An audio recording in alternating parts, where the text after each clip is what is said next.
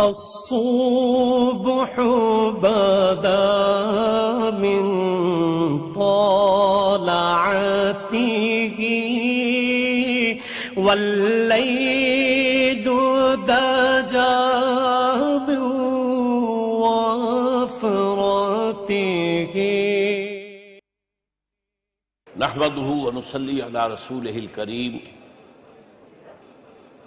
اما بعد فقد قال الله تبارك وتعالى كما ورد في سورة الاعراف اعوذ بالله من الشيطان الرجيم بسم الله الرحمن الرحيم فالذين آمنوا به وعزروه ونصروه واتبعوا النور الذي انزل معه اولئك هم المفلحون صدق الله العظيم رب اشرح لي صدري ويسر لي امري واحلل عقدة من لساني يفقهوا قولي اللهم ربنا الهمنا رشدنا واعذنا من شرور انفسنا اللهم صل على عبدك ونبيك ورسولك وحبيبك وخليلك محمد وبارك وسلم وصلی وسلم وبارک علی جمیع الانبیاء والمرسلین وعلی ملائکتک المقربین وعلی عبادک الصالحین وعلینا معہم یا ارحم الراحمین آمین یا رب العالمین۔ محترم وائس چانسلر صاحب، اساتذہ کرام، عزیز طلباء و طالبات، السلام علیکم ورحمۃ اللہ وبرکاتہ۔ آج جو مجھے موضوع دیا گیا ہے اس کے لیے میں نے سورہ اعراف کی آیت نمبر 157 کا آخری ٹکڑا جو ہے وہ آپ کو سنایا ہے۔ اس کا ایک پس منظر ہے وہ جان لیجئے۔ آپ کو معلوم ہے کہ جب حضرت موسیٰ بنی اسرائیل کو لے کر مصر سے نکلے ہیں، اس کے بعد مرحلہ آیا کہ اللہ تعالیٰ نے حضرت موسیٰ کو کوہ طور پر طلب فرمایا تورات عطا کرنے کے لیے۔ ان کی غیر حاضری میں ایک فتنہ کھڑا ہوا اور کچھ لوگوں نے ایک بچڑا بنا کر اس کی پرستش شروع کر دی بنی اسرائیل میں سے، سامری کا بنایا ہوا بچڑا۔ جب حضرت موسیٰ واپس آئے انہوں نے یہ دیکھا تو بہت غضبناک ہوئے، اور پھر اللہ تعالیٰ کے حکم سے فیصلہ ہوا کہ 12 قبیلوں میں سے جن لوگوں نے بھی یہ شرک کیا ہے ان کو انہی قبیلوں کے لوگ خود قتل کریں۔ کئی ہزار اسرائیلی قتل ہوئے۔ یہ بہت بڑا یوں سمجھئے کہ پرج ہوا ہے اس قوم کے اندر۔ اس کے بعد پھر مزید اللہ تعالیٰ کی خدمت میں استغفار کے لیے حضرت موسیٰ علیہ السلام اپنے 70 بڑے بڑے سردار جو تھے 12 قبیلوں کے ان کو لے کر حاضر ہوئے۔ وہاں انہوں نے استغفار کیا اور ایک دعا کی، پروردگار وَاكْتُبْ لَنَا حَسَنَةً فِي الدُّنْيَا وَالْآخِرَةِ، ہمارے لیے نیکی کا اندراج کر دے، دنیا میں بھی آخرت میں بھی۔ جواب ملا اللہ تعالیٰ کی طرف سے، دیکھو عذاب تو میں جس کو چاہوں گا دوں گا، اور ویسے میری رحمت ہر شے کے ساتھ موجود ہے، ہر شے کا وجود میری رحمت سے ہے، لیکن ایک میری خاص رحمت ہے جو میں لکھ رکھوں گا ان لوگوں کے لیے جو میرے نبی امی آخری رسول ان پر ایمان لائیں گے صلی اللہ علیہ وسلم۔ وہ جب آئیں گے اور وہ نیکی کا حکم دیں گے، بدی سے روکیں گے، پاکیزہ چیزوں کو حلال قرار دیں گے، ناپاک چیزوں کو حرام قرار دیں گے، نوع انسانی کے اوپر جو بوجھ تھے جو اس وقت ہوں گے ان کو اتاریں گے۔ وہ جب آئیں گے تو جو لوگ فَالَّذِينَ آمَنُوا بِهِ نمبر 1، وَعَزَّرُوهُ نمبر 2، وَنَصَرُوهُ نمبر 3، وَاتَّبَعُوا النُّورَ الَّذِي أُنزِلَ مَعَهُ أُولَئِكَ هُمُ الْمُفْلِحُونَ۔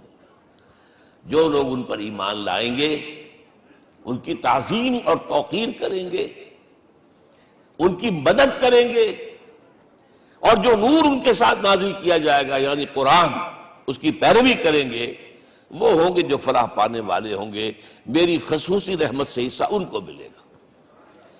اب یہاں پہلے تو دعا کر لیجئے، اللہم ربنا اجعلنا منہم، اے اللہ ہم سب کو ان میں شامل فرما دے۔ جو تیرے نبی کے ساتھ تعلق کی ان 4 بنیادوں کی شرائط کو پورا کر سکے، تقاضوں کو پورا کر سکے۔ اب ذرا ان میں سے ایک ایک کو لیجئے۔ ایمان جانی پہچانی چیز ہے، ایمان جسے کہتے ہیں، اس کی تشریح میں جانے کی ضرورت نہیں، وقت بھی محدود ہے، لیکن ایک بات سمجھنے کی ہے بہت ضروری۔ ایمان کے 2 لیول ہیں۔ ایک قانونی ایمان ہے جس کی بنا پر ہم ایک دوسرے کو مسلمان سمجھتے ہیں، اس کا تعلق اقرار باللسان کے ساتھ ہے، زبان سے کہنا اشہد ان لا الہ الا اللہ وحدہ لا شریک لہ واشہد ان سیدنا و مولانا محمد عبدہ و رسولہ۔ کوئی ہندو تھا، سکھ تھا، پارسی تھا، عیسائی تھا، یہ کلمہ کہے اور اسلام میں آ گیا۔ لیکن یہ زبانی کلامی ایمان جو ہے یہ انسان کی سیرت و کردار پر اثر انداز نہیں ہو سکتا۔ یہی وجہ ہے آج ہم دیکھ رہے ہیں مسلمان ہی جھوٹ بھی بول رہا ہے، مسلمان ہی بے ایمانی بھی کر رہا ہے، مسلمان ہی خیانت بھی کر رہا ہے، مسلمانوں کے لیڈر بلینز کی خیانت کر رہے ہیں۔ یہ کون ہے؟ سب مسلمان ہیں۔ وہ اس کی وجہ کیا ہے کہ ہم صرف قانونی مسلمان ہیں اور ہمارا ایمان قانونی ایمان ہے۔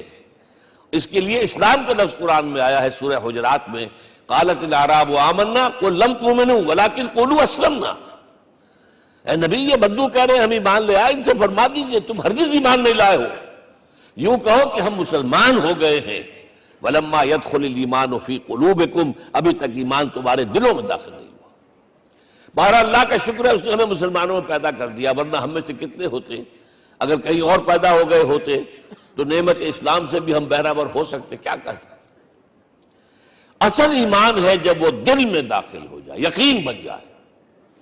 اسی لیے بچپن میں یاد کیا ہوگا ایمان مجمل، آمنت باللہ کما ہوا باسمائہ و صفاتہ وقبلت جمیع احکامہ اقرار باللسان و تصدیق بالقلب۔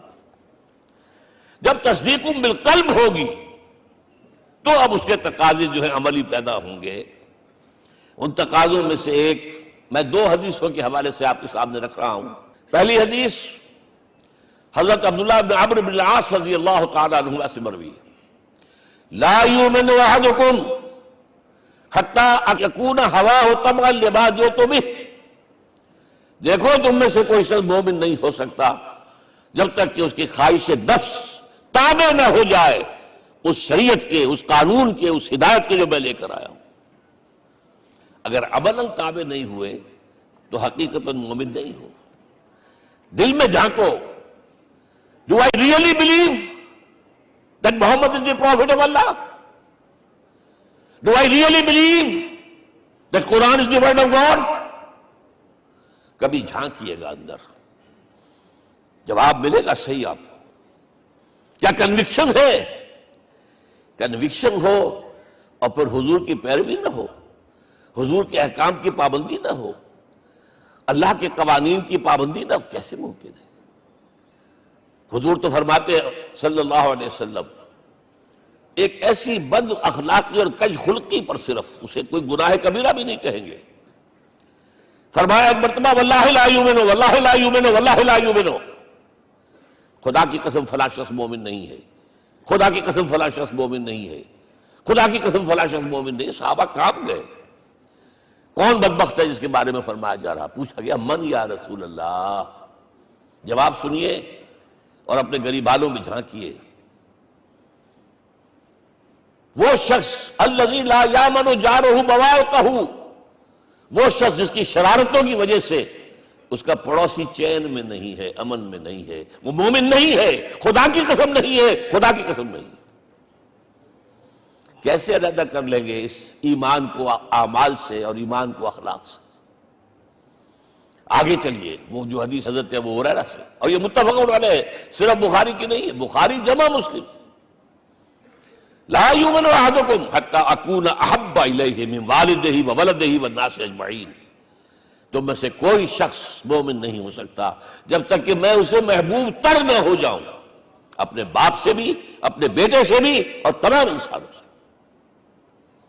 جھانک لیجئے دل میں، صورتحال یہ ہے یا نہیں ہے؟ کیوں محبوب ہو جائیں؟ اس لیے کہ آپ کے ذریعے ہدایت ملی ہے، آپ کے ذریعے ہم اللہ سے جڑے ہیں، اور آپ کو معلوم ہے دنیا میں کوئی شاہ ہدایت نہیں، نعمت نہیں ہے جب تک کہ نعمت ہدایت نہ ہو۔ اگر صحت اچھی ہے، ہدایت نہیں ہے، تو بدماشیاں کریں گے، کیا کریں گے؟ آپ کو معلوم ہے صحت اچھی جو ہے کدھر جا کے کھپے گی اگر ہدایت نہیں ہے۔ اگر دولت ہے، ہدایت نہیں، کیا کریں؟ گلچھرے اڑائیں گے، عیاشیاں کریں گے، لوگوں پر اپنی دولت کا روب گانٹیں گے۔ اولاد ہے، ہدایت نہیں ہے، یہ اولاد سہان و روح بھی بن جائے گی کہیں آپ کے لیے۔ کوئی شے نعمت نہیں ہے جب تک کہ نعمت ہدایت نہ ہو، اور ہدایت ہمیں ملی محمد الرسول اللہ صلی اللہ علیہ وسلم کے ذریعے۔ تو آپ سے بڑھ کر محبوب کون ہوگا؟ اس کے ضمن میں ایک بڑا پیارا واقعہ آتا ہے۔ حضرت عمر سے پوچھتے ہیں حضور ایک مرتبہ، عمر تمہیں مجھ سے کتنی محبت ہے؟ تو اندازہ کیجئے کہ اس قدر اپنائیت کسی سے ہوتی ہے تب یہ سوال ہوتا ہے، عمر تمہیں مجھ سے کتنی محبت ہے؟ عرض کیا حضور مجھے آپ دنیا کے ہر انسان سے زیادہ محبوب ہیں۔ فرمایا اور اپنی جان سے؟ ذرا سا توقف کیا، دل میں جھانکا، ہاں حضور اب میں یہ بھی کہتا ہوں کہ میری جان سے بھی زیادہ عزیز ہے مجھے۔ آپ نے فرمایا الان عمر اب پہنچے ہو جو مقام ہے، اب درکار ہے، جو مطلوب ہے۔ تو محبت اس درجے کی، اطاعت اس درجے کی اگر نہیں ہے تو ایمان نہیں ہے۔ ہاں قانونی ایمان ہے، اب مسلمان ہے، اللہ کا شکر ہے، بہت بڑا فضل ہے۔ اب اگلے بات پر آئیے، الضروح، ان کی توقیر، ان کی تعظیم کرے۔ یہ تعظیم کس درجے میں؟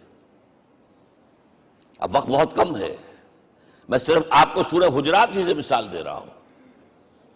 فرمایا گیا یا ایھا الذین آمنوا لا ترفعوا اصواتکم فوق صوت النبی ولا تجہروا لہ بالقول کجہر بعضکم لبعض ان تحبط اعمالکم وانتم لا تشعرون۔ اے ایمان والو، کبھی اپنی آواز کو حضور کی آواز سے بلند تر نہ کر دینا۔ کبھی جس طرح بلند آواز سے ایک دوسرے سے بات کرتے ہو ایسے نہ کر بیٹھنا، مبادا تمہارے سارے اعمال حق ہو جائیں اور تمہیں پتہ بھی نہ چلے۔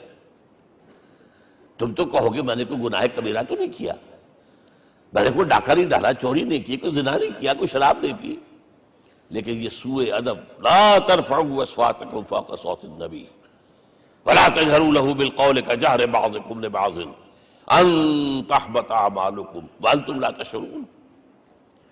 یہاں ایک میں عملی بات بھی آپ کے سامنے رکھ دوں، صحابہ کے بارے میں تو بات سمجھ میں آ گئی کہ اپنی آوازیں پست رکھیں، ہم کیسے کریں؟ ہمارا ایک طرز عمل ہونا چاہیے۔ اگر کسی گفتگو میں کوئی شخص کہ حضور نے یہ فرمایا ہے، کبھی یہ نہ کہے میں نہیں مانتا، ہاں توقف کر لیں، بھائی میں تحقیق کروں گا کہ واقعی یہ حدیث صحیح ہے یا نہیں ہے، ٹھیک، ضروری نہیں کہ جو کہہ دیں مان لیں آپ۔ محدثین نے کتنی محنتیں کر کر کے چھانٹی کی ہے، لہذا یہ، لیکن فوراً اگر آپ کہا نہیں میں نہیں مانتا، یہ عقل کے خلاف ہے، یہ فلاں ہے، یہ وہ ہے، یہ ہے کہ جو آپ سوء ادب کے مرتکب ہو رہے ہیں نبی اکرم صلی اللہ علیہ وسلم کی بارگاہ میں۔ ہاں توقف کریں، غور کریں، تحقیق کریں، معلوم ہو کہ یہ حدیث پختہ نہیں ہے، مستند نہیں ہے، پھر دوسری بات ہے۔ اور یہ جان لیجئے ہمارا جو معاشرہ ہے اس کا ایک قانونی جو ہے احاطہ ہے، یہ بھی سورہ حجرات کی پہلی آیت ہے، یا ایھا الذین آمنوا لا تقدموا بین یدی اللہ ورسولہ۔ اللہ اور اس کے رسول کے احکام کا دائرہ ہے، اس کے اندر اندر رہو، باہر نہیں نکل سکتے۔ لیکن اس دائرے کے اندر ایک مرکزی شخصیت جس کی دل آویزی، جس کا حسن سلوک، جس کا حسن کردار، جس کا حسن اخلاق مرکز بن جائے، تمام لوگوں کی جذباتی محبت کا مرکز بن جائے، اگر یہ نہیں ہوگا تو معاشرہ مضبوط نہیں ہوگا۔ محض قانون اور دستور پر معاشرہ مضبوط نہیں ہوتا۔ کسی شخصیت، اب آپ کو معلوم ہے آخر ہندوستان کے معاشرے میں گاندھی کا ایک مقام ہے کہ نہیں ہے؟ آخر یہ سارا معاملہ چل رہا ہے اسی کے گرد کے نہیں؟ ماؤ زے تنگ کے معاملہ ہے کہ نہیں ہے؟ یہ سارا معاملہ دنیا میں عام لوگ کہہ دیتے، ریشنلسٹ لوگ، کہ ان چیزوں کی کیا ضرورت ہے، بھائی قانون دیکھنا چاہیے، دستور دیکھنا چاہیے، حکم دیکھنا نہیں بھائی، جذباتی وابستگی کہ ایک ہستی تو ایسی ہو کہ جس کے کچھ کہنے پر فوراً زبانیں بند ہو جائیں، اور اس کا نقشہ میں سعودی عرب میں دیکھتا ہوں، اگر وہاں کے دو بدو لڑ رہے ہوں سخت اور ایک دوسرے کو کھانے کو دوڑ رہے ہوں، کوئی شخص کہتے صلی علی النبی، فوراً خاموش. معلوم ہوتا ہے آگ کے اوپر کسی نے پانی ڈال دیا، خاموش، صلی علی النبی، صرف یہ کہنے سے. یہ جذباتی وابستگی اگر محمد سے نہیں ہے صلی اللہ علیہ وسلم تو آپ کا معاشرہ کبھی مضبوط نہیں ہوگا. یہ مرکزی شخصیت، یہ مرکز ہے، اسی لیے ان کے احترام کا یہ درجہ ہے، کیونکہ اس سے کیا ہوگا، تمہارا شیرازہ بکھر جائے گا. اگر ان کے ساتھ جذباتی محبت نہیں ہوگی تمہارا شیرازہ بکھر جائے گا. یہ آیا معاملہ. اب میں آپ کو بتانا چاہتا ہوں تہذیب ہمارے ہاں اصل میں بدقسمتی سے ہم سیرت کی تقریریں کرتے ہیں، حضور کی عظمت بیان کرنے کی کوشش کرتے ہیں. کچھ لوگ تو خیر حضور کی زلفیں ہیں، حضور کی آنکھیں ہیں، حضور کی کملی ہے، حضور کا سایہ نہیں تھا وغیرہ، یہ باتیں اپنی جگہ ہیں، ہر چیز ٹھیک ہے. لیکن یہ جان لیجئے حضور کی اصل عظمت ایک نبی اور رسول کی حیثیت سے ہے، اور وہ شے وہ ہے جہاں جبرائیل کے بھی پر جل رہے ہیں، اس کی حقیقت کون جانتا ہے. میں ایک مثال دے رہا ہوں آپ کو کہ حضور 100 میں مثال رکھا کرتے تھے. آج روزہ رکھا، شام کو افطار نہیں کیا، وہ رات کو چل رہا ہے روزہ، اگلے روز پھر وہ کنٹینیو کر رہا ہے شام تک، 2 دن کا 100 میں مثال، 3 دن کا بھی رکھتے تھے. صحابہ نے اجازت چاہی، حضور ہمیں بھی اجازت دے دیں. نہیں، آج کے حضور آپ تو رکھتے ہیں، ہمیں منع کرتے ہیں. اب سنیے، ایکم مثلی، تمہیں سے کون ہے مجھ جیسا؟ ابھی تو اندر ربی، میں تو اپنے رب کے پاس رات گزارتا ہوں. ہوا یطعمنی ویسقین، وہ مجھے کھلاتا اور پلاتا ہے. کیا سمجھیں گے ہم؟ کیا ہماری سمجھ میں آئے گا؟ یہ معاملہ نبوت کے جو اسرار و رموز ہیں، ان کا جو مقام اور مرتبہ ہے، وہ کوئی نبی پہچان سکتا، غیر نبی تو پہچان ہی نہیں سکتا. ایک ڈاکٹر کا کیا مقام ہے اپنے فن میں، وہ کوئی ڈاکٹر ہی سمجھ سکے گا نا، غیر ڈاکٹر کہاں سمجھے گا؟ اور حقیقت میں وہی سمجھے گا جو اس سے بھی اوپر کا ڈاکٹر ہے. نیچے والا تو نہیں سمجھ سکتا. جو کمتر ہے وہ تو صرف اوپر دیکھے گا، اللہ اللہ خیر صلی اللہ. جو اوپر ہے اور ظاہر ہے محمد سے اوپر کوئی نہیں صلی اللہ علیہ وسلم. یہی وجہ ہے، دیکھیے شیخ سعدی کو کیا کہنا پڑا، یا صاحب الجمال و یا سید البشر من وجهك المرير قد نور القمر لا يمكن الثناء كما كان حقه بعد خدا بزرگ توئی قصہ مختصر. اے محمد صلی اللہ علیہ وسلم، آپ کی ثنا جیسے کہ حق ہے ہو ہی نہیں سکتی. غالب اس سے بھی آگے گیا، میں بات ابھی آپ کو سناتا ہوں شعر اس کا. آپ کی ثنا کا حق ادا ہو ہی نہیں سکتا. بس ہم یہ جانتے ہیں اللہ کے بعد آپ کا مقام. غالب جو آگے گیا ہے کہتا ہے، غالب ثنائے خواجہ بیزداں گزاشتے کہاں ذات پاک مرتبہ دان محمد است. اے غالب، ہم نے تو حضور کی ثنا تو اللہ کے حوالے کر دی ہے، اس لیے کہ وہی ذات پاک جانتا ہے مرتبہ محمد کا کیا ہے صلی اللہ علیہ وسلم. ہم بیان کرنے کی کوشش کریں گے تو توہین کر بیٹھیں گے. ایک لطیفہ ہے، ایک بیچارہ کوئی دیہاتی کہیں پھنسا ہوا تھا کسی جگہ، تھکا ہوا چل رہا تھا، ڈپٹی کمشنر صاحب جا رہے تھے، کار میں بٹھا لیا. اب اس نے کہا، پتر تینوں اللہ پٹواری کرے. اب اس غریب کے جو ہے اس کے ذہن میں تو پٹواری سے اوپر تو کچھ ہے ہی نہیں. اس کے قلم سے جو ہے ادھر کا انتقال ادھر ہو گیا، ادھر کی طرف ادھر چلی گئی. تو ڈی سی کو وہ تعریف کر رہا ہے اپنے سمجھ کے مطابق، پٹواری کرے. تو ہم کہیں پٹواری والا معاملہ نہ کریں. ہاں، ایک پہلو ایسا ہے جس کے حوالے سے حضور کی عظمت ہماری سمجھ میں آئے گی. حضور ایک انسان کی حیثیت سے کیا تھے، ایک باپ کی حیثیت سے آپ کا کیا طرز عمل تھا. ذرا یاد کیجئے، جگر گوشہ رسول حضرت فاطمہ بطول رضی اللہ تعالیٰ عنہ وہ حاضر ہوتی، ابا جان دیکھیے چکی پیس پیس کر یہ گھٹے پڑ گئے میرے ہاتھ میں. کہ کنویں سے پانی لاتی ہوں، مشکیزیں کہ یہاں پر بندیاں پڑ گئی. حضور اب تو عام لوگوں پر بھی آسانیاں ہیں، لوگوں کے ہاں غلام آ گئے ہیں، کنیزیں آ گئی ہیں، مال و دولت آ گئی ہے. مجھے بھی کوئی غلام کنیز عطا ہو جائے. اور آپ کو معلوم ہے یہ لخت جگر، نور چشم، محمد کی سب سے پیاری بیٹی صلی اللہ علیہ وسلم، کوئی شک نہیں اس میں، فاطمہ، کیا بیتی ہوگی حضور کے قلب پر. لیکن فرمایا کیا بیٹی، یہ دنیا کی چیزیں ہمارے لیے نہیں ہیں، میں تمہیں اس سے بہتر شے دیتا ہوں. تسبیح فاطمہ ہر نماز کے بعد 33 مرتبہ سبحان اللہ، 33 مرتبہ الحمدللہ، 33 مرتبہ اللہ اکبر کہہ لیا کرو. لیکن سوچ لیجئے دل پر کیا گزری ہوگی صلی اللہ علیہ وسلم. حضرت عائشہ سے پوچھئے، حضرت خدیجہ سے پوچھئے حضور کیسے شوہر تھے. آپ سے زیادہ خواتین کے حق میں نرم، گھر کے کام کا جھاڑو دے رہے ہیں، کپڑے جو ہیں بوسیدہ انہیں سی رہے ہیں، گھر میں بیٹھے ہوئے یہ کام کرتے تھے. بہرحال ایک بات میں آپ سے عرض کروں، آپ انسان کی جس حیثیت کا بھی ذہن میں تصور کریں گے وہ ساری حیثیتیں محمد میں موجود ہیں صلی اللہ علیہ وسلم. محمد حاکم کی حیثیت سے بھی ہیں، محمد سب سالار کی حیثیت سے بھی ہیں، محمد قاضی القضات بھی ہیں، محمد ہیڈ آف دی اسٹیٹ بھی ہیں،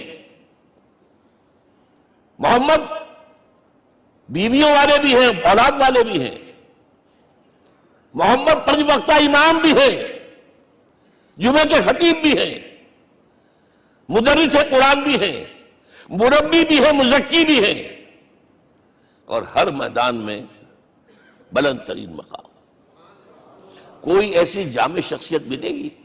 ہمارے ہاں تو حال یہ ہے کہ جو خطیب صاحب ہوتے ہیں وہ 5 وقتہ نماز کیسے پڑھا سکتے ہیں؟ ان کا تو اونچا مقام ہے. 5 وقتہ نماز کے لیے تو علیحدہ چاہیے امام آپ کو. اور وہاں بھی ایک امام سینئر ہوگا، وہ عشاء مغرب اور فجر پڑھائے گا، ایک جونیئر ہوگا بیچارہ، وہ جو خاموش نماز ہے وہ پڑھائے گا. 5 وقتہ نماز پڑھا رہے ہیں محمد صلی اللہ علیہ وسلم، اور خطیب بھی وہی ہے، مربی بھی وہی ہے، مزکی بھی وہی ہے. ہمارے ہاں جو لوگ تزکیہ نفس کے میدان میں ہیں وہ پھر جماعت کبھی نہیں کراتے، کبھی نہیں دیکھا ہوگا آپ نے کسی صاحب کو کراتے ہوئے. یہ جامعیت جو ہے، جامعیت کبریٰ. میں صرف ایک بات کہا کرتا ہوں، ایک اعتبار سے حضور کا اسوہ نامکمل ہے.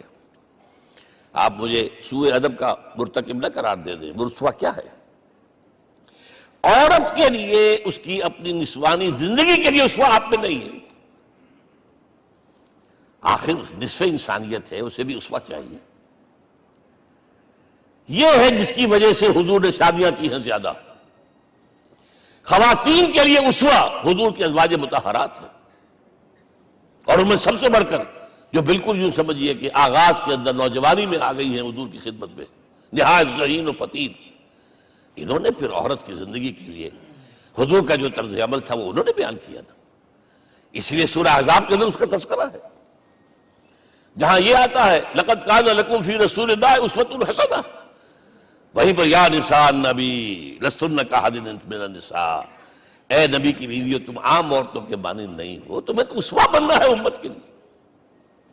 اب اس سے اگلا قدم میں بڑھا رہا ہوں آگے، اور اس کے ساتھ جڑ جائے گی تیسری بات. تیسری بات کیا ہے؟ وَنَصَرُوهُ، اس کی مدد کریں صلی اللہ علیہ وسلم. پہلی بات تو یہ نوٹ کیجئے، حضور انتہائی غیور انسان تھے، انتہائی غیور.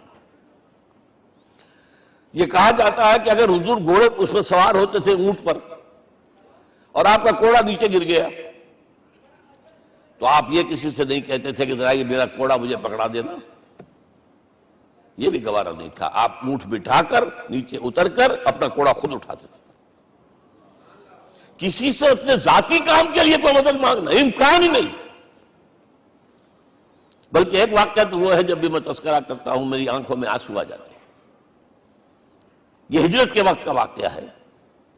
آپ کو معلوم ہے حضور نے تمام مسلمانوں کو مکے سے جانے کی اجازت دے دی، چلے جاؤ مدینے، چلے جاؤ مدینے. آپ خود تھے موجود، اس لیے کہ رسول اپنے مقام کو نہیں چھوڑ سکتا وداؤٹ ایکسپریس پرمیشن فرام اللہ سبحانہ و تعالی. اب حضرت ابوبکر پوچھ رہے ہیں حضور اجازت آ گئی؟ نہیں آئی. آ گئی نہیں آئی، دن گزر رہے ہیں. حضرت عائشہ کی روایت ہے کہ ایک روز ہم نے دیکھا دوپہر کے وقت آ رہے ہیں حضور، کپڑے سے اپنا سر جو ہے ڈھانپا ہوا ہے. عرب میں دوپہر کے وقت وزٹ کرنا جو ہے یہ ان کے خلاف دستور ہے، ان کی تہذیب کے خلاف. یہ قیلولے کا وقت ہوتا. تو حیران ہوئے. آتے ہی فرمایا ابوبکر ہجرت کی اجازت ہو گئی. اب انتہائی خوشی سے اور بڑی امید میں کہ بڑی شاباش ملے گی، حضرت ابوبکر فرماتے ہیں، عرض کرتے ہیں حضور میں نے 2 اونٹیاں تیار کر رکھی ہیں، خوب کھلا پلا کے انہیں فرما کیا ہوا ہے،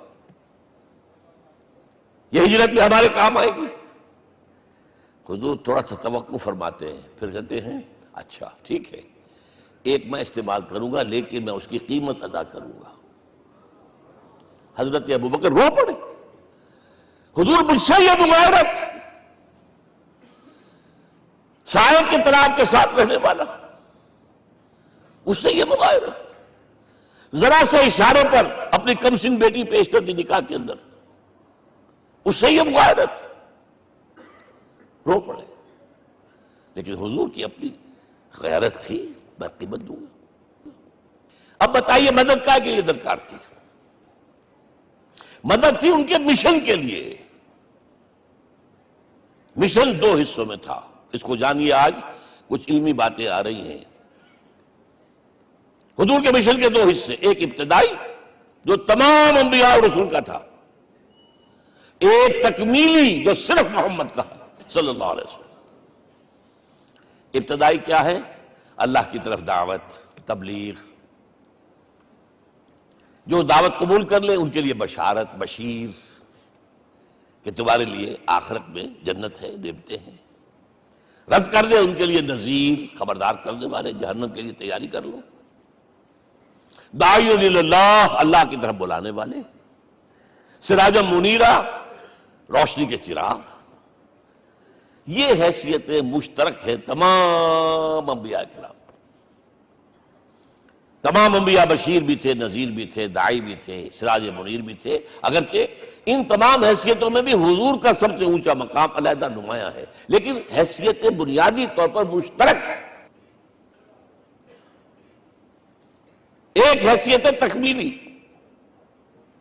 اور وہ کیا ہے؟ اے نبی جو دین آپ کو دیا گیا ہے، صرف تبلیغ نہیں، صرف تعلیم نہیں، اس کو قائم کر کے دکھاؤ ایک نظام زندگی کی حیثیت سے. 3 مرتبہ قرآن میں یہ الفاظ حضور کے لیے آئے ہیں، هو الذی ارسل رسولہ بالہدی ودین الحق لیظہرہ علی الدین کلہ. 3 دفعہ سورہ توبہ میں یہ الفاظ آئے، سورہ صف میں یہ الفاظ آئے، سورہ فتح میں یہ الفاظ آئے. وہی اللہ جس نے بھیجا ہے اپنے رسول کو صلی اللہ علیہ وسلم، الہدا قرآن حکیم، ہدایت کاملہ، اور نمبر 2 دین حق. یہ 2 چیزیں دے کر بھیجا. کس لیے؟ تاکہ اس دین کو غالب کرے پورے نظام زندگی پر. یہ معاملہ ذرا سوچئے. اور یہ حضور کے لیے 3 دفعہ، اور کسی اور نبی کے لیے 1 دفعہ بھی نہیں. قرآن مجید کے اس نقطے کو ذہن نشین کر لیجیے. اصل میں یہ کیا ہے؟ اسے ہم یوں کہیں گے، ایک ہے نبوت و رسالت، ایک ہے تکمیل نبوت و رسالت. ہمارے ہاں ختم نبوت کے اوپر تو زور دیا گیا ہے، اور صحیح دیا گیا ہے، ایمان کا ہمارا جز ہے. حضور کے بعد کسی نے بھی دعویٰ کیا نبوت کا، وہ جھوٹا کذاب دجال. جس نے مانا وہ بہرحال دائرہ اسلام سے خارج ہے، اور جو بھی کچھ ہوا کرے وہ. یہ چونکہ قانونی بات تھی اس لیے اس کا حق ادا کیا علماء کرام نے. واقعہ یہ ہے کہ اس میں کوئی کمی نہیں رکھی، لیکن حضور کی فضیلت اس میں نہیں ہے. فرض کیجئے کہ نبوت چلی آ رہی تھی ہموار طور پر، ایک جگہ آ کے ختم ہو گئی، تو فضیلت کون سی ہوئی؟ نہیں، نبوت و رسالت تدریجاً ترقی کرتے ہوئے اپنے نقطہ عروج کو پہنچ کر ختم ہوئی. یہ ہے فضیلت. اب آپ سوچئے، الہدا دیا گیا حضور کو، تو کیا تورات میں ہدایت نہیں تھی؟ سورہ اعراف کی آیت ہے، سورہ مائدہ کی، انا انزلنا التوراۃ فیہا ھدی ونور. ہم نے نازل کی تھی تورات، اس میں ہدایت بھی تھی، نور بھی تھا، ہم مانتے ہیں اللہ کی کتاب تھی۔ وہی فرمایا ہے انجیل فیہ ھدی و نور، اس میں ہدایت بھی تھی، نور بھی تھا۔ پھر یہ الہدیٰ قرآن آیا، یہ کیا ہے؟ ہدایت نے درجہ بدرجہ ترقی کرتے ہوئے قرآن میں آ کر کامل ہو گئی، ہدایت کامل۔ وجہ کیا ہے؟ انسان کا شعور بھی تو درجہ بدرجہ بڑھا ہے۔ ایک وقت تھا ہمارا بچپن تھا، فکر کے اعتبار سے، سوچ کے اعتبار سے، علم کے اعتبار سے، ہمارے آباء و اجداد کبھی جو رہتے تھے غاروں کے اندر یا کبھی آئے ہیں تو کیا تھا ان کے پاس؟ اب اس وقت جو ہے کسی کو آپ پرائمری کے بچے کو پی ایچ ڈی ڈاکٹر رکھ دیجئے ٹیوٹر، تو کیا پڑھائے گا تو وہی جو پرائمری کا بچہ سمجھ سکے۔ لہذا وہ جو کہا گیا تھا آدم کو اس زمین کی خلافت دیتے، فَإِمَّا يَأْتِيَنَّكُم مِّنِّي هُدًى فَمَن تَبِعَ هُدَايَ فَلَا خَوْفٌ عَلَيْهِمْ وَلَا هُمْ يَحْزَنُونَ۔ یہ ہدایت رفتہ رفتہ آئے گی آئے گی آئے گی آئے گی۔ اور یہ بات جان لیجئے، پروفیسر ڈاکٹر محمد شریف نے جو کتاب لکھی ہے فلسفے کی تاریخ پر، اس میں بتایا ہے کہ 1200 برس انسانی تاریخ کے بہت ہی پروڈکٹیو ہے فلسفیانہ فکر کے لیے۔ From 600 BC to 600 AD 1200 years سارے فلسفے اسی میں پیدا ہوئے۔ سقراط، مختار، افلاطون اور یہ سب نکل گئے، کنفیوشس بھی آ گیا، تاؤ بھی آ گیا، اور بدھ بھی آ گیا، جین بھی آ گیا، سب آ گئے۔ گویا کہ انسان جب کچھ سوچ سکتا تھا، جتنا سوچ سکتا تھا سوچ چکا۔ اور یہ بھی سنا دوں، حضرت عیسیٰ نے کہا تھا اپنے حواریوں سے، ڈپارٹنگ جو میسج تھا، مجھے ابھی تم سے اور بھی بہت باتیں کرنی تھی لیکن تم ان کا تحمل نہیں کر سکو گے، جب وہ فارقلیت آئے گا صلی اللہ علیہ وسلم تو تمہیں سب کچھ بتائے گا۔ لہذا جب انسان بلوغت کو پہنچا ہے فلسفیانہ فکر کے اعتبار سے، تب، اور یہ بھی نوٹ کر لیجئے، بہت اہم بات کہہ رہا ہوں، چند مہینے غار حرا کی تنہائیوں میں اللہ تعالیٰ نے حضور کو وہ سارا ذہنی سفر طے کرایا ہے۔ کیا کرتے تھے حضور جا کر غار حرا میں؟ کبھی سوچا آپ نے؟ اگر آپ یہودیوں میں پیدا ہوئے ہوتے تو یہودی طرز پر آپ عبادت کرتے، اگر کہیں عیسائیوں میں پیدا ہوتے تو عیسائیوں کی طرف پر آپ تو نہیں تھے، آپ تو پیدا وہ مشرکین میں شرک کرنے کا امکان ہی نہیں آپ کے لیے، تو کیا کرتے تھے؟ حدیث کے الفاظ یہ کہ تحنس فی، وہاں جا کر عبادت کرتے تھے۔ اب شارحین حدیث نے بہت عمدہ لکھا ہے، کانا صفت تعبدہ فی غار حرا التفکر والاعتبار، غار حرا میں آپ کی عبادت فکر، غور و فکر، تفکر و اعتبار، جس کی میں تعبیر یہ کر رہا ہوں، جس کو کہا کبھی اکبر اللہ آبادی نے، خدا کے کام دیکھو بعد کیا ہے اور کیا پہلے، نظر آتا ہے مجھ کو بدر سے غار حرا پہلے۔ تم غار حرا کو نہیں جانتے، مصطفیٰ اندر حرا خلوت گزید، قوم آئین و حکومت آفرید۔ The most productive part of the period life of Muhammad is that which he passed in غار حرا۔ فکر کی ساری جو ہیں بلندیاں طے کی، تب آیا ہے اقرا بسم ربک، اب اللہ کا الہدیٰ شروع ہوا ہے۔ اچھا، اسی طرح نمبر 2، دین حق مکمل ہوا ہے۔ ورنہ جب ہم کبھی غاروں میں رہتے تھے کسی میونسپلٹی کا بھی سوال نہیں، نظام کسے کہیں گے؟ پھر یہ ہے کہ قبائلی نظام آیا، چلیے ایک شیخ ہے اس کا کہنا ماننا ہے سب کو، کچھ نظام تو بن گیا نا۔ اور نظام جہاں آئے گا جکڑ بندی ہو جائے گی، اب تم فلاں قبیلے کے شخص ہو، اس کا قبیلے کا سردار یہ، تمہیں حکم ماننا پڑے گا، اس قبیلے کی روایت یہ، تمہیں پیروی کرنی پڑے گی، you have to do it whether you like it or not۔ پھر آپ کی سٹی اسٹیٹس وجود میں آئی، پھر امپائرز وجود میں آ گئے، 400-500 برس سے رومن امپائر، 400-500 برس سے ایرانین امپائر عرب کے اوپر ایسے تھی جیسے افغان کے سر کے اوپر بہت بڑا جو ہے پگڑ رکھا ہوتا ہے۔ کتنا بڑا ہوتا ہے؟ وہ کسی نے شعر کہا بھی تھا، مجھے تو اب یاد نہیں، کہ سر پہ باندھے ہوئے پورا افغانستان۔ میرا خیال ہے ضمیر جعفری۔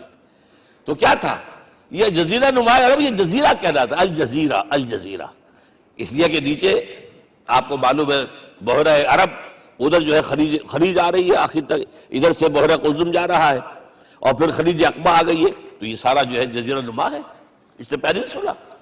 لیکن عرب اوپر دو اور ہیں، عراق عرب، شام عرب۔ عراق عرب پر قبضہ ایران کا، شام عرب پر رومیوں کا۔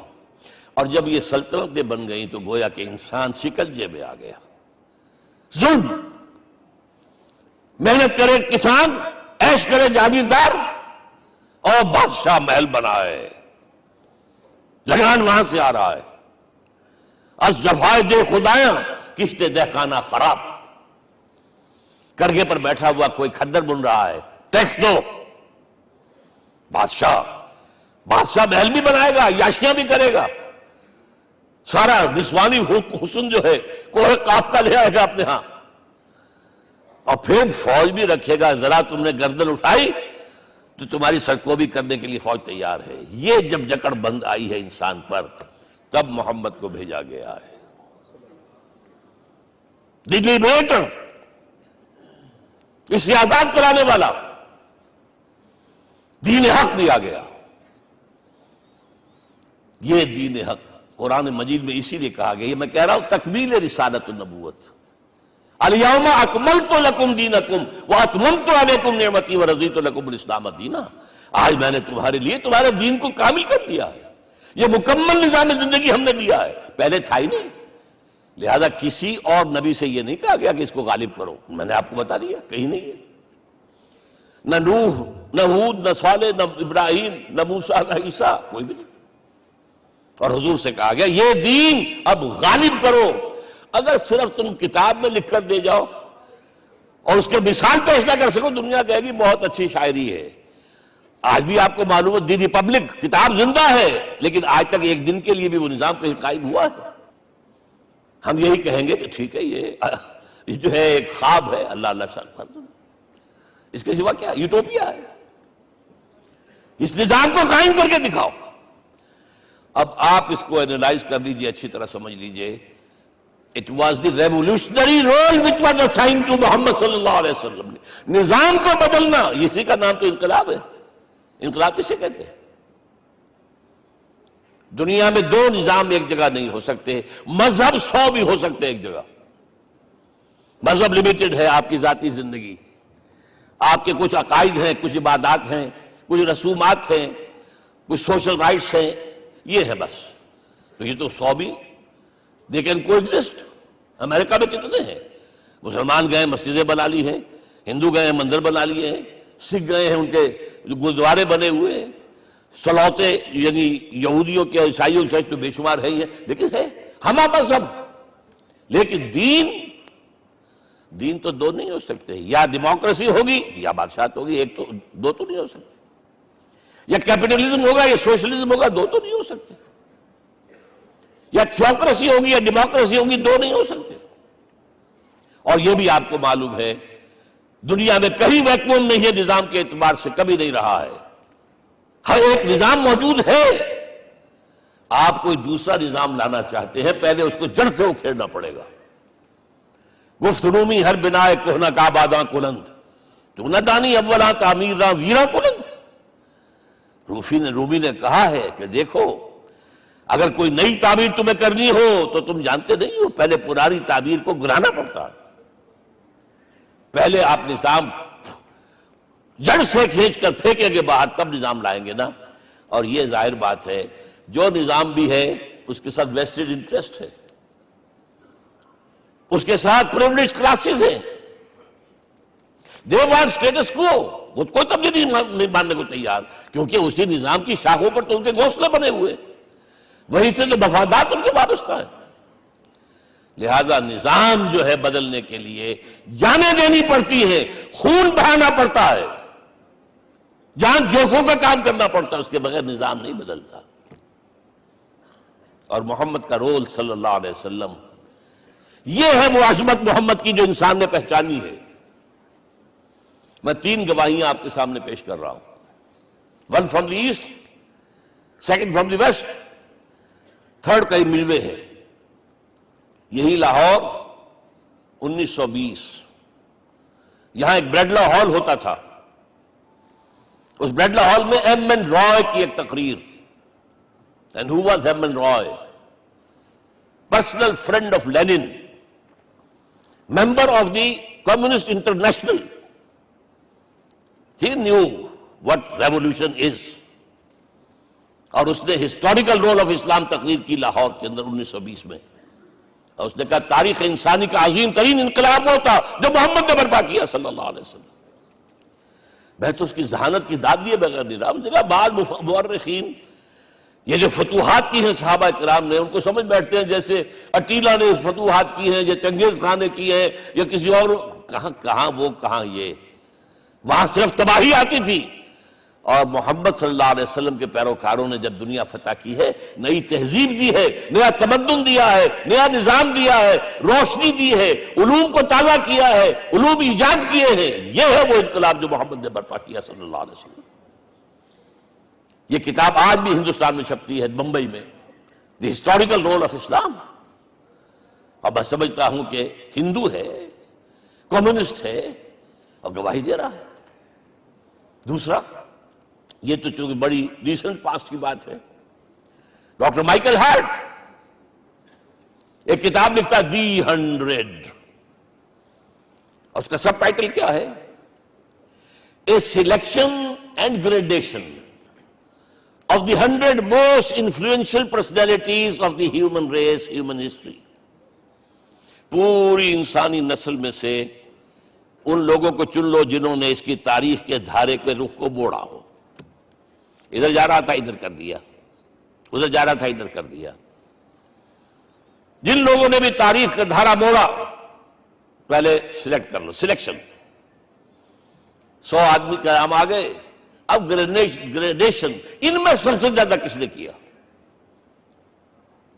اور ٹاپ پر لایا محمد کو صلی اللہ علیہ وسلم. یہ کتاب تو اویلیبل ہے، پڑھیے. اور چونکہ عیسائی ہیں اور حضرت عیسیٰ کو نمبر 3 پر لے گیا، غور کیجئے. نمبر 2 پر لایا نیوٹن کو، بابا طبیعت. اور پھر کہتا ہے naturally I owe an explanation. میں عیسائی ہوتے ہوئے I am placing Muhammad at one at top. How? This is because, یہ لفظ یاد کیجئے، this is because he is the only person, the only person supremely successful in both the religious and secular fields. ذہانت، وہ زندگی جو آج تقسیم کر دی گئی ہے، یہ مذہبی زندگی ہے، یہ سیکولر ہے، یہ ریاست ہے، قانون ہے، یہ ہے، اور اس کو علیحدہ رکھو بھائی، مذہب کو علیحدہ رکھو. وہ کہتے ہیں کہ یا تو مجھے ملتا ہے کہ وہ آدمی جو ادھر اونچا ہے تو دوسری طرف نیچا ہے، کچھ بھی نہیں. ادھر اونچا ہے تو ادھر کچھ نہیں. روحانیت میں، دین میں، اخلاق میں عیسیٰ سے اوپر کون جائے گا؟ لیکن حکومت میں، ریاست میں کوئی قدم ہی نہیں رکھا، زیرو. مذہب کتنا بڑا پیدا کر دیا گوتم بدھ نے، لیکن ریاست، حکومت زیرو. اور بڑے سے بڑے جو ہے شہنشاہ اور بڑے سے بڑے کانکرس کوئی چلا آیا ہے. آپ سوچئے جو گریک آ رہا ہے، جو سکندر اعظم کہاں سے چل کر مقدونیہ سے کہاں پہنچ گیا؟ بیاس تک.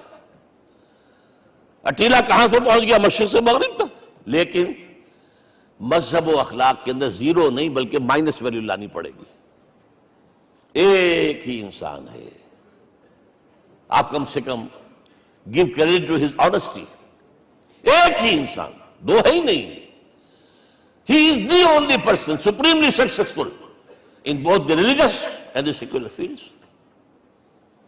اب آئیے تیسری میں گواہی دے رہا ہوں ایک ایسے شخص کی جو ویسے ایک شاتم رسول ہے. گالیاں دی ہیں اس نے، بدترین گالیاں دی ہیں، رقیق حملے کی، جیسے رشدی نے کیے ہیں ایسے تسلیمہ نسرین نے کیے ہیں، سب اس طرح کے کیے ہیں. وہ ایچ جی ویلز ہے،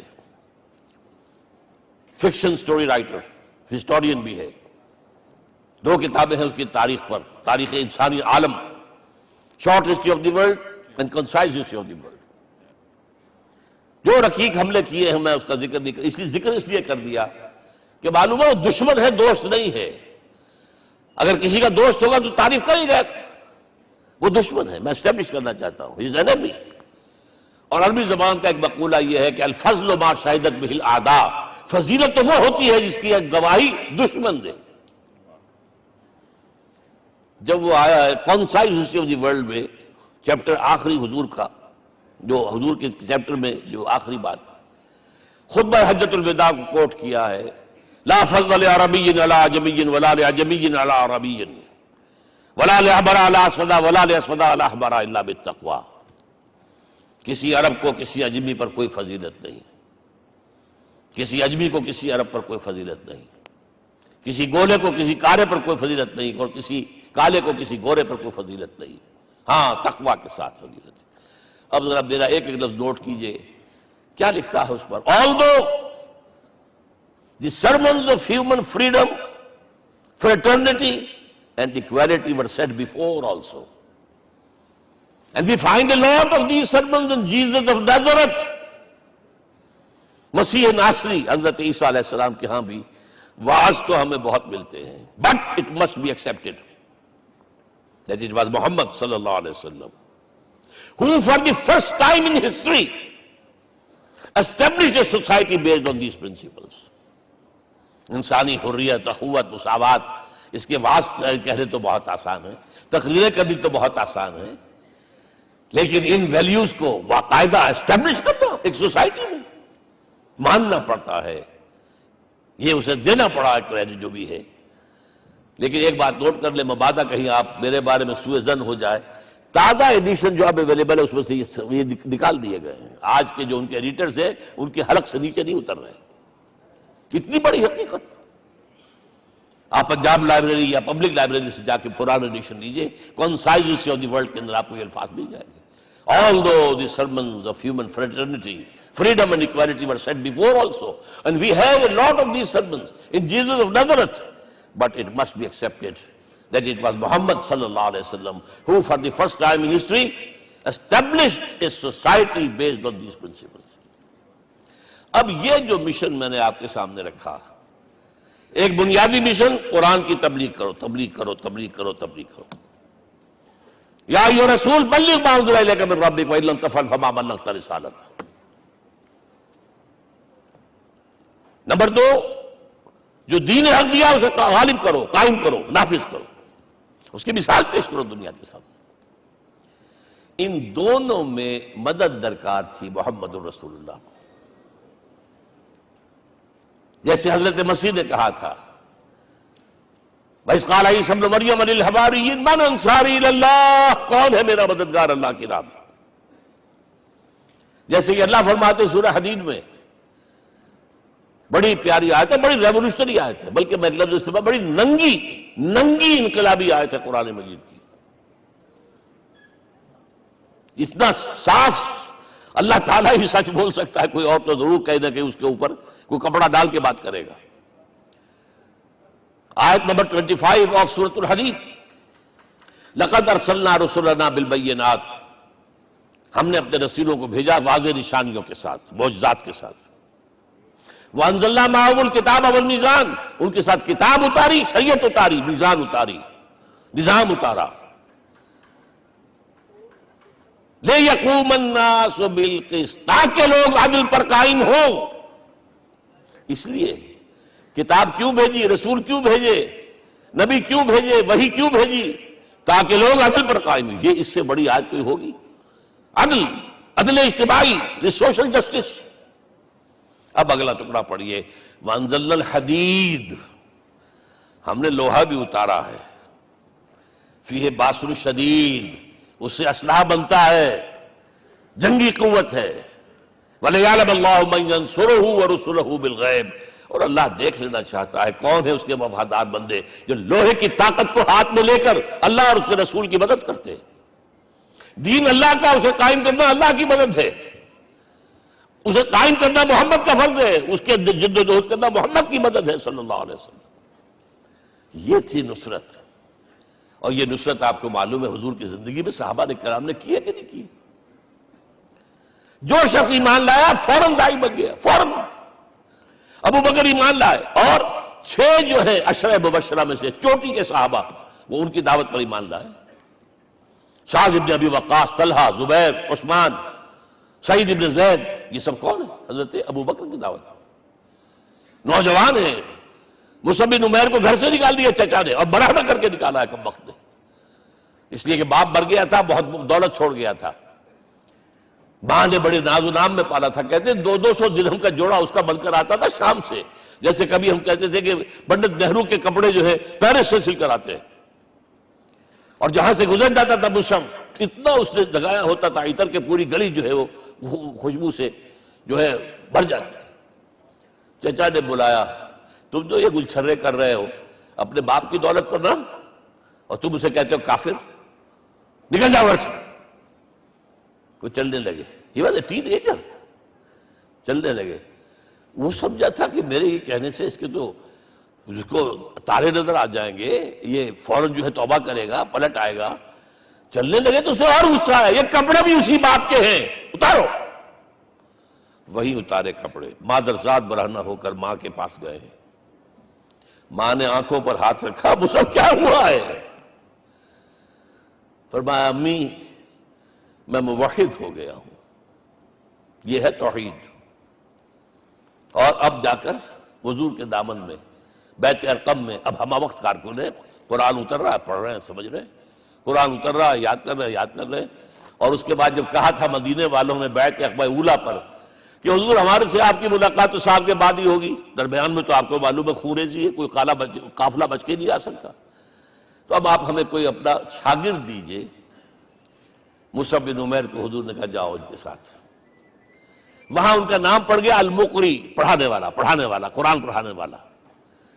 75 آدمی اگلے سال لے کر آ گیا ہے، اور اسی سے بیعت عقبہ ثانیہ ہوئی ہے، اور ہجرت کا راستہ کھل گیا۔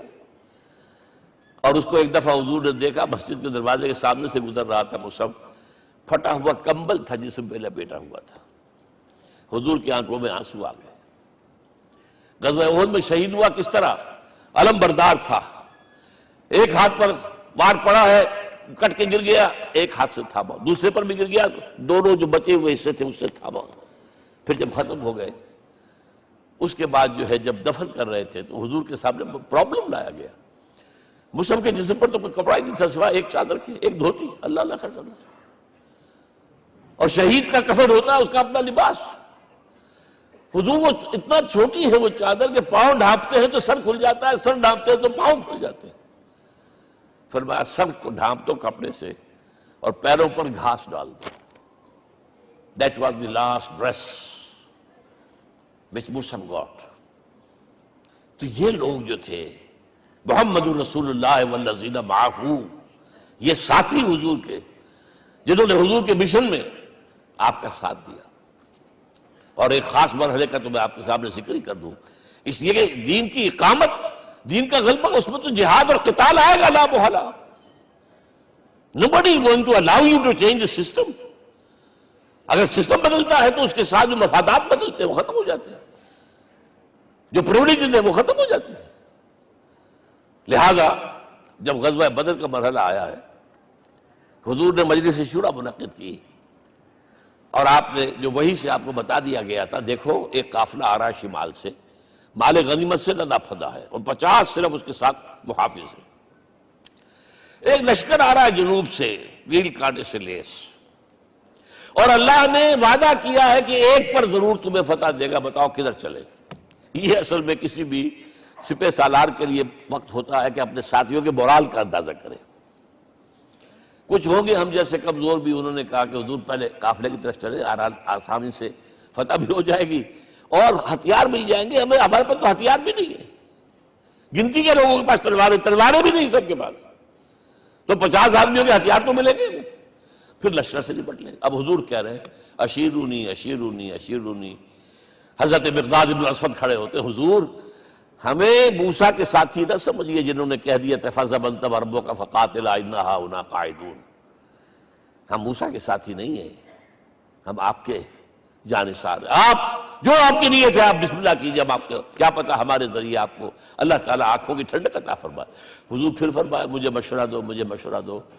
تب خیال آیا سعد ابن عبادہ رضی اللہ تعالیٰ عنہ کو، جو رئیس انصار تھے، ہو نہ ہو یہ ہماری طرف روئے سخن ہے، کیونکہ بیعت عقبہ ثانیہ جس کے نتیجے میں ہجرت ہوئی ہے اس میں طے یہ ہوا تھا کہ اگر یہ مکے والے مدینے پر حملہ آور ہوں گے آپ کو ختم کرنے کے لیے، ہم آپ کی حفاظت ایسے ہی کریں گے جیسے اپنے بیوی بچوں کی۔ اور ابھی مدینے پر حملہ ہوا نہیں ہے، حضور پری ایمپٹ کر رہے ہیں، باہر نکل کر مقابلہ کرنا چاہ رہے ہیں۔ تو گویا کہ انصار کور نہیں ہوتے اس کے اندر، اس لیے بار بار اشیرونی، مجھے مشورہ دو۔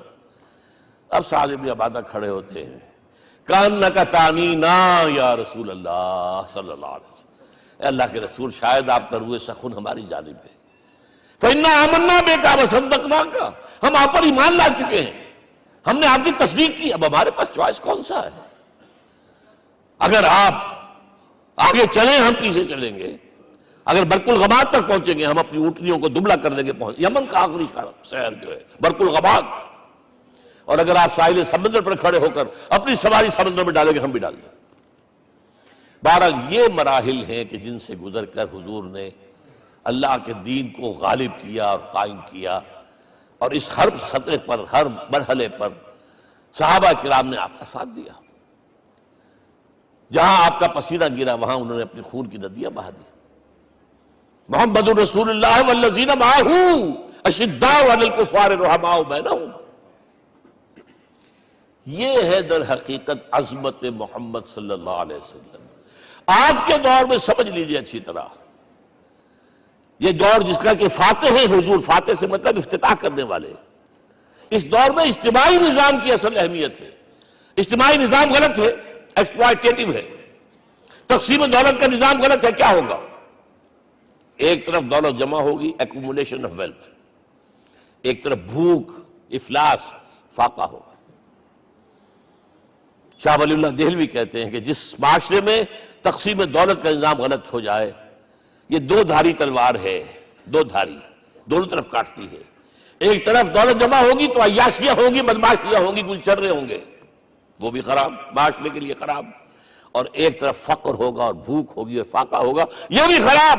اس لیے کہ حضور فرماتے ہیں کاد الفقر ان یکون کفرا، فقر تو انسان کو کفر کی حد تک پہنچا دیتا ہے، لہذا فقر کو کل نظام کو توڑنا ہوگا۔ یہ الفاظ شاہ ولی اللہ دہلوی رحمۃ اللہ علیہ کے، جو 12ویں صدی ہجری کے مجدد، اس نظام کو بدلنا۔ اب آپ سوچئے حضور صلی اللہ علیہ وسلم نے جب اپنے اس مشن کی تکمیل کر لی، تو میں اب دو باتیں آپ کو بتا رہا ہوں۔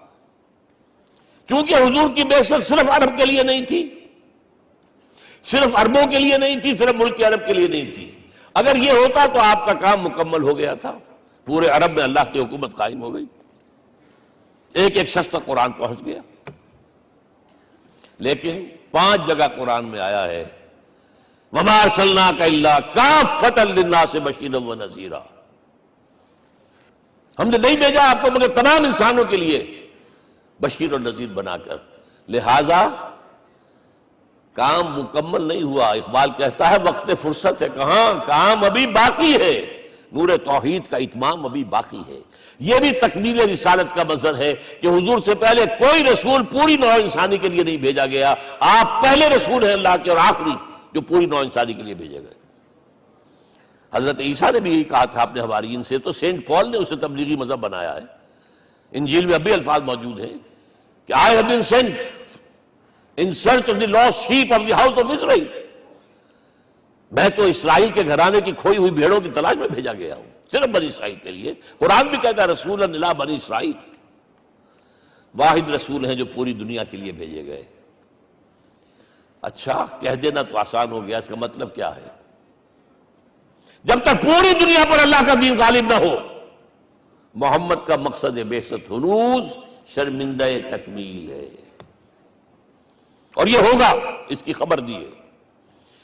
یہ ایک تحفہ میں لے کر آیا آپ کے لیے، 8 صفحے ہیں، لیکن یہ سمجھیے کہ یہ سونے کے حروف سے شر لکھے ہوئے ہیں، وہ احادیث، وہ آیات جن میں حضور نے خبر دی ہے کہ پوری دنیا پر اللہ کا دین غالب ہوگا۔ ہو نہیں سکتا کہ دنیا ختم ہو جائے اور محمد کا مقصد بعثت ابھی مکمل نہ ہو، ناممکن۔ جن آیات کو پڑھیے، ان میں پھر احادیث پڑھیے۔ میں صرف 2 حدیثیں آپ کو سنا دوں۔ ایک میں حضور نے اپنے زمانے سے لے کر قیامت تک کے 5 ادوار گنائے ہیں، آپ پڑھ لیجیے گا، ٹیکسٹ ہے یہ، اور خدا کے لیے اس کی قدر کیجیے گا، یہ آیات ہیں، احادیث پھینک نہ دیجیے خدا کے لیے کہیں۔ اور اس کے اندر جو ہے اس وقت کے جو مایوسی کے اندھیارے ہمارے اوپر چھائے ہوئے ہیں، اس کا علاج ہے کہ نہیں، اور بھی دور فلک ہیں ابھی آنے والے، ناز اتنا نہ کریں ہم کو ستانے والے۔ بہرحال حضور نے جب اپنا مشن عرب کی حد تک مکمل کر لیا تو اب ایک بات نوٹ کیجئے، خطبہ حجۃ الوداع 1.25 لاکھ کا مجمع، حضور نے اپنے اس خطبے میں اپنی تعلیمات کے جو اہم نکات تھے انہیں اور دہرایا 3 مرتبہ ایک بات کی ہے۔ لاؤڈ سپیکر تو تھا نہیں، پہلے آپ ادھر رخ کرتے تھے، آپ کہتے تھے کچھ، ادھر لوگ آدمی آگے کھڑا ہوا اس کو آگے پہنچاتا اور آگے پہنچاتا تھا، پھر آپ سامنے رخ کر کے کہتے تھے، پھر بائیں طرف رخ کر کے 3 مرتبہ، ایک لفظ 3 مرتبہ۔ آخر میں ایک سوال کیا ہے، الا هل بلغت، دیکھو لوگوں میں نے پہنچا دیا یا نہیں؟ کیونکہ قرآن میں تحدید آئی تھی، اے نبی یا ایھا النبی بلغ ما انزل الیک من ربک وان لم تفعل فما بلغت رسالتہ، اے نبی جو کچھ تم پر نازل کیا گیا اللہ کی طرف سے پہنچا دو، اور اگر نہیں کیا تو رسالت کا حق ادا نہیں ہوگا۔ اور اس میں سورہ اعراف کی آیت نمبر 6 اگر پڑھ لیں، فَلَنَسْأَلَنَّ الَّذِينَ أُرْسِلَ إِلَيْهِمْ وَلَنَسْأَلَنَّ الْمُرْسَلِينَ، ہم ان سے بھی پوچھیں گے جن کی طرف رسولوں کو بھیجا، اور رسولوں سے پوچھیں گے ہم نے تمہارے پاس اپنا پیغام پہنچایا تھا، تم نے پہنچایا کہ نہیں لوگوں کو؟ اس لیے حضور نے گواہی لی، الا هل بلغت، دیکھو میں نے پہنچا دیا کہ نہیں؟ اور جواب کیا ملا؟ انا نشہد انک قد بلغت رسالۃ وادیت الامانۃ ونصحت الامۃ وکشفت الغمۃ، ہم گواہ ہیں حضور آپ نے رسالت کا حق ادا کر دیا، امانت کا حق ادا کر دیا، ہماری خیر خواہی کا حق ادا کر دیا، اور گمراہی کے اندھیرے جو ہے انہیں چھانٹ کر رکھ دیا۔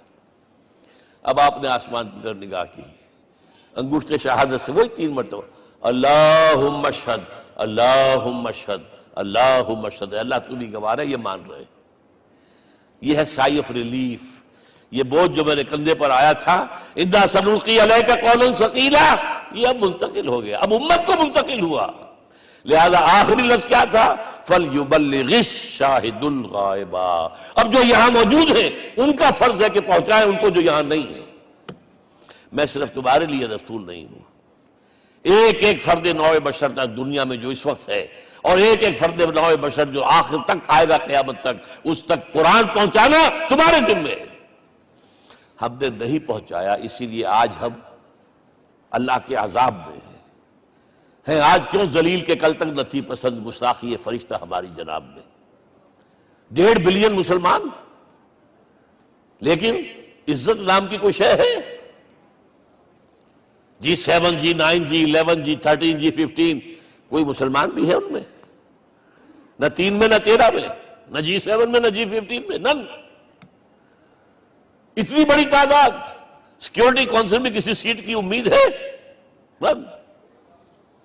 آپ کے وسائل پر ان کا قبضہ ہے، آپ کی ٹیکسیشن کے احکام وہاں سے آ رہے ہیں، ریٹ بڑھاؤ، چینی کے اس کے بڑھاؤ، اور فلاں کے بڑھاؤ، اور بجلی کے بڑھاؤ، اور تیل کے بڑھاؤ، کیا ہو رہا ہے؟ کیوں دلیل ہے؟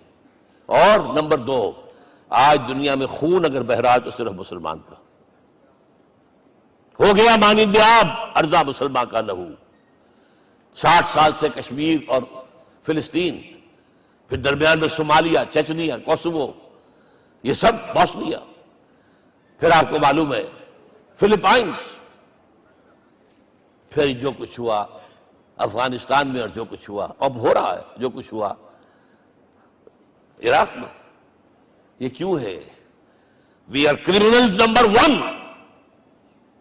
We have not done our duty. ہم نے قرآن کو اپنا امام نہیں بنایا، دوسروں کے سامنے کیا پیش کریں گے؟ ہمارا اپنا سارا نظام سود کے اوپر مبنی ہے۔ بہرحال پہلا فرض یہ ہے، اب اس کو پہنچاؤ، اور یہاں تک فرمایا بلغوا عنی ولو آیۃ، پہنچاؤ میری جانب سے چاہے ایک ہی آیت، preach on my behalf۔ یہ کام جو ہے جو کہا گیا تھا، واقعہ یہ کہ میں 50 برس سے کر رہا ہوں، یہ آج کی بات نہیں ہے۔ تکمیل اور تدوین فن میں جو بھی حفیظ کا حصہ ہے، نصف صدی کا قصہ ہے، 2-4 برس کی بات نہیں۔ میں میڈیکل کالج کے زمانے سے درس قرآن دے رہا ہوں، جب یہ طلبہ کے اجتماعات کے درمیان درس قرآن ہوتا تھا، جماعت اسلامی کا رکن تھا تو درس قرآن ہوتا تھا، اور اس کے بعد سے میری زندگی کا بیشتر وقت اس میں لگا، بیشتر اور بہتر۔ یہ حضور کا حکم ہے، پہنچاؤ میری جانب سے چاہے ایک آیت پہنچاؤ۔ اچھا، نمبر 2، اب حکم دیا گیا، اس کی مثال میں دے رہا ہوں آپ کے سامنے۔ جب ایران کے ساتھ جنگ شروع ہوئی ہے تو سپہ سالار افواج ایران رستم نے وفد بلایا ایک، اے عربو، تم پہلے بھی ہم پر حملے کیا کرتے تھے، لیکن پہلے لوٹ مار کر کے واپس چلے جاتے تھے۔ یہ جان لیجئے، یہ ہسٹری کا ایک موقع ہے خاص، کہ ایک سیٹلڈ سیویلائزیشنز ہوتی ہیں اور ایک وہ جو رہتے ہیں سطح مرتفع پر، وہاں پانی نہیں ہوتا، وہ فصل کہاں سے آ جائے گی، یا ریگستان میں جو وہاں بستے ہیں وہ کیا کرتے ہیں، وہ وقتاً فوقتاً جاتے ہیں، جپٹا مارتے ہیں، لوٹ مار کرتے ہیں، لے کر وہاں سے دولت آتے ہیں، اسی پر ان کی گزارا تھا۔ تو پہلے بھی آیا کرتے تھے، لوٹ مار کر کے چلے جاتے، اس دفعہ پیچھا بھی چھوڑ رہے، وجہ کیا؟ ایسی پیاری، یہ کئی روایتوں میں آیا ہے، الفاظ مختلف ہو سکتے ہیں۔ جو مسلمان وفد کا سربراہ تھا اس کا جواب سنیے، انا قد ارسلنا، دیکھو رستم، پہلے ہم خود آتے تھے، اب ہمیں بھیجا گیا ہے، اللہ نے بھیجا محمد کو، محمد نے بھیجا ہمیں صلی اللہ علیہ وسلم۔ کس لیے؟ لنخرج الناس من ظلمات الجہالت الى نور الایمان ومن جور الملوک الى عدل الاسلام، اس لیے بھیجا گیا ہمیں کہ نوع انسانی کو شرک اور کفر کی جہالتوں سے نکال کر ایمان کی روشنی میں لائیں، اور بادشاہوں کے ظلم و ستم کے پنجے سے نجات دلا کر عدل اسلام۔ دیکھو ہمارا خلیفہ چٹائی پر بیٹھتا ہے، عمر رضی اللہ تعالیٰ عنہ، اس کے تو کوئی خدم و حشم نہیں ہے، کوئی باڈی گارڈ نہیں ہے۔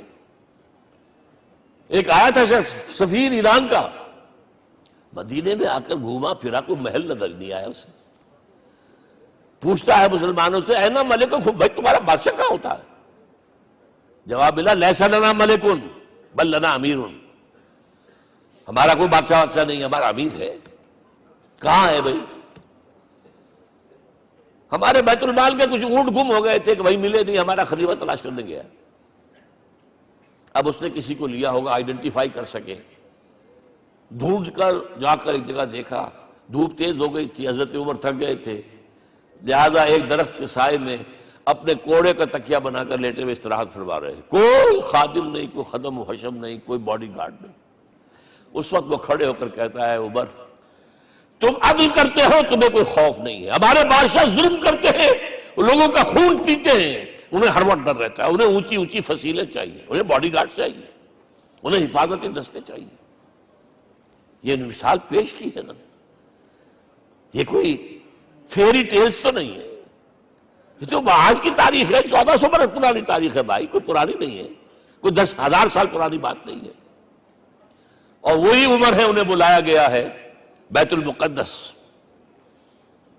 وہاں جو مسلمانوں کا محاصرہ تھا وہ طول کھینچ گیا، فصیل بہت اونچی مضبوط، اور اندر ہر طرح کا رسد بھی موجود ہے، راشن بھی ہے، پانی بھی ہے۔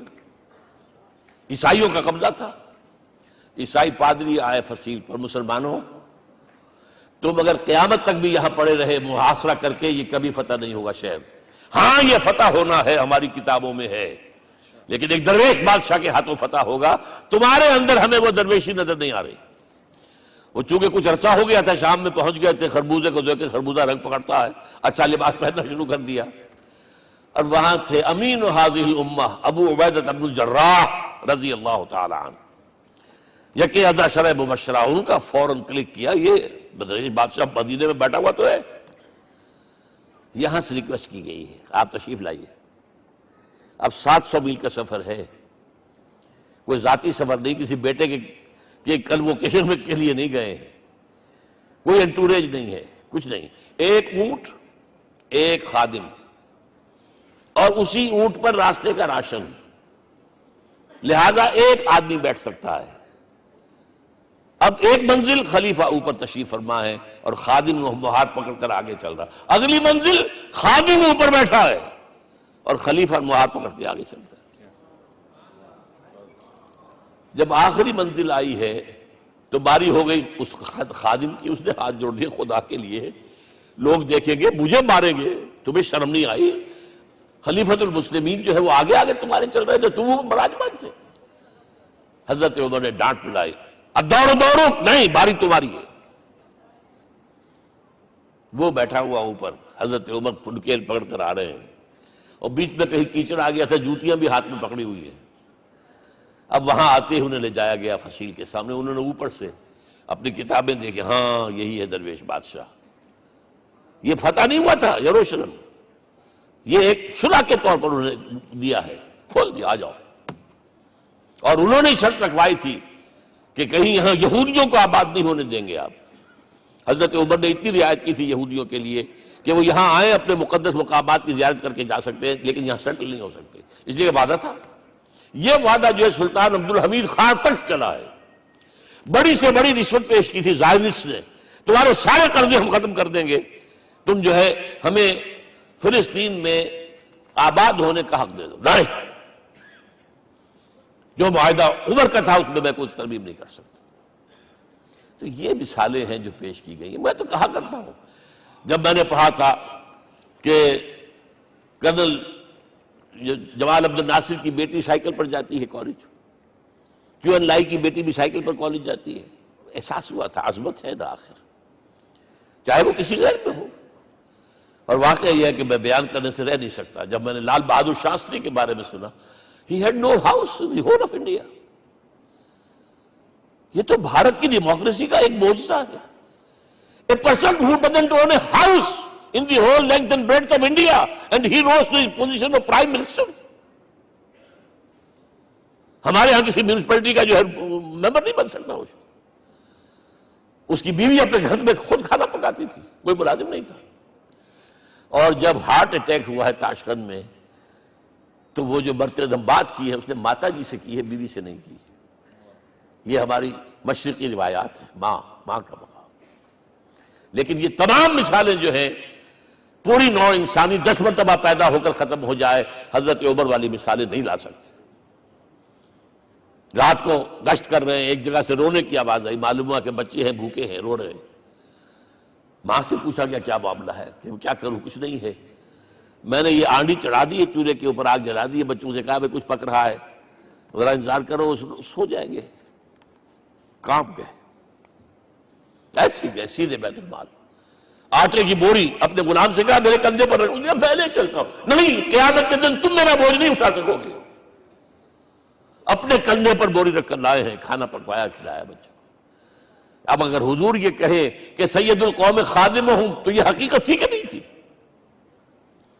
ورنہ اگر یہ مثال نہ آتی تو کہتے جی شاعری تو اچھی ہے، بہت اچھا شعر کہہ دیا، کوئی سردار بھی کبھی خادم ہوا ہے۔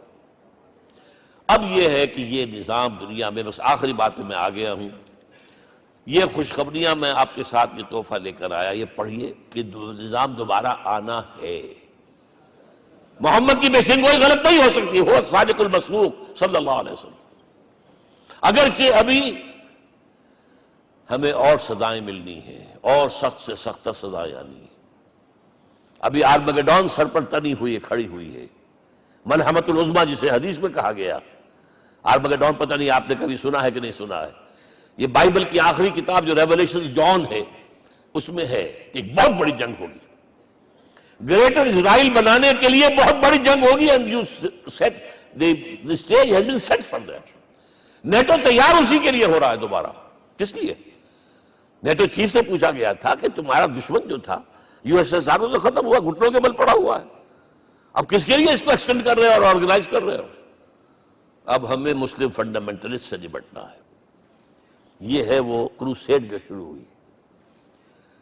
یہودی اور عیسائی نیو کنزرویٹوز، نیو کونس، یہ دونوں جڑے ہوئے ہیں، ایک 5 پوائنٹ ایجنڈا ہے ان کا جس پر دونوں کا اتفاق ہے۔ تو ابھی ہم پر بڑے برے وقت آنے ہیں، ہمیں سزائیں ابھی اور ملنی ہیں، لیکن tables will be turned، دنیا میں اللہ کا دین قائم ہوگا، چاہے ابھی اور اپس اینڈ ڈاؤنز آئیں گے، لیکن ہوگا، لیکن ہوگی، وہ وقت آئے گا اللہ کا دین قائم ہوگا پوری دنیا میں۔ ایک حدیث میں آپ کو سنانے چلا تھا، حضرت ثوبان سے رضی اللہ تعالیٰ عنہ، مسلم شریف کی روایت ہے، حضور نے فرمایا ان اللہ زوالی الارض، اللہ نے میرے لیے پوری زمین کو لپیٹ دیا، فرائیت مشارقہا و مغاربہا، میں نے اس کے سارے مشرق دیکھ لیے، سارے مغرب دیکھ لیے، وَإِنَّ أُمَّتِي سَيَبْلُغُ مُلْكُهَا مَا زُوِيَ لِي مِنْهَا، میری امت کی حکومت ان تمام علاقوں پر قائم ہو کر رہے گی جو اللہ نے زمین کو لپیٹ کر مجھے دکھا دیے. یہ ہونا ہے. And that is going to be the end of this world. Armageddon بھی آ جائے گی پہلے، ملحمۃ العظمیٰ بھی آئے گا، سزائیں بھی ملیں گی، بالآخر وہ ہوگا. لیکن آخری بات، میرے اور آپ کے لیے مسئلہ لمحہ فکریہ کیا ہے؟ میں اور آپ کہاں کھڑے ہیں؟ Are we on the side of Allah or on the side of America? بہرحال یہ تو جو اپس اینڈ ڈاؤنز آنے ہیں، میرے اور آپ میں سے ہر شخص کے سوچنے کی بات یہ ہے، یہ تو انقلاب تو آئے گا، حضور کے ذریعے سے آیا، کچھ لوگ حضور کے ساتھی بن گئے، ان کی دنیا بن گئی، آخرت بن گئی، قیامت میں کے بعد جو کچھ ملنا ہے اللہ تعالیٰ، روح و ریحان و جنت النعیم. کچھ رہ گئے کہ چاہے سگا چچا تھا محروم رہ گیا، ابو لہب. آج بھی یہ قافلہ ادھر چل رہا ہے. اقبال نے بالکل ٹھیک کہا ہے کہ دنیا کو ہے پھر مار کا روح و بدن پیش، تہذیب نے پھر اپنے درندوں کو ابھارا، اللہ کو پابر دیے مومن پہ بھروسہ، ابلیس کو یورپ کی مشینوں کا سہارا. اور صحیح کہا ہے. آخری بات جو کہہ رہا ہوں، ایک نکتہ میرا رہ گیا ہے، وَاتَّبَعُوا النُّورَ الَّذِي أُنزِلَ مَعَهُ، چوتھی بات، اور یہ کہ وہ لوگ جو اس نور کا اتباع کریں گے کہ جو ان کے ساتھ نازل کیا قرآن، اس لیے کہ قرآن ہی ذریعہ ہے، آلہ انقلاب ہے. قرآن انسانوں کو بدلتا ہے، افراد کو، افراد مل کر جماعت بن کر وہ جو انقلاب برپا کرتے ہیں. بٹ انڈیویجول چینج، اقبال کے الفاظ میں چوں بجا در رفت جہاں دیگر شود، یہ قرآن اگر کسی کے باطن میں اتر جاتا ہے تو اس کے اندر انقلاب آ جاتا ہے. He is a change person from within. وَاتَّبَعُوا النُّورَ الَّذِي أُنزِلَ مَعَهُ. لیکن آخری دور کے بارے میں یہ چند اشعار سنا رہا ہوں. شب گریزاں ہوگی آخر جلوہ خورشید سے، یہ چمن معمور ہوگا نغمہ توحید سے، ہو کر رہے گا. اور پھر دلوں کو یاد آ جائے گا پیغام سجود، پھر جبیں خاک حرم سے آشنا ہو جائے گی. اور آنکھ جو کچھ دیکھتی ہے لب پہ آ سکتا نہیں. میں حیرت ہوں کہ دنیا کیا سے کیا ہو جائے. آب روان کبیر تیرے کنارے کوئی دیکھ رہا ہے کسی اور زمانے کے خواب. وہ زمانہ آنا ہے، لیکن دیکھنا یہ ہے کہ میرا اور آپ کا اس میں کتنا حصہ ہے. اقول قولی ھذا واستغفر اللہ لی ولکم ولسائر المسلمین والمسلمات.